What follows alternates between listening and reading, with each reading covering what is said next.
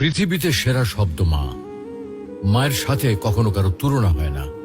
পাহাড় সমান ব্যথা বুকের মধ্যে চাপা দিয়ে হাসি মুখে মা আমাকে কোলে তুলে নিয়েছেন।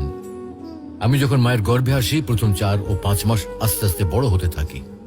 তখন মা কোনো খাবার খেতে পারত না। রাত দিন সবসময় কষ্ট পেত। অসহ্য যন্ত্রণা ধারণ করেও মা কোনোদিন শব্দটিও উচ্চারণ করেনি। পরের 4 মাস যখন বড় হতে থাকি, তখন মায়ের পেটে আস্তে আস্তে নড়াচড়া করতে থাকি। কোনো কোনো সময় মায়ের পেটে লাথি মারার কারণে মা দাঁড়ানো অবস্থা থেকে বসে পড়ত। ব্যথা সহ্য করতে না পেরে বিছানায় শুয়ে এপিট-ওপিট করত। 10 মাস পর যখন এই পৃথিবীতে আসার সময় হয়, তখন শুরু হয় মায়ের সীমাহীন কষ্ট আর ব্যথা। একজন মানুষের নির্ধারিত আছে সে কতটুকু ব্যথা সহ্য করতে পারবে।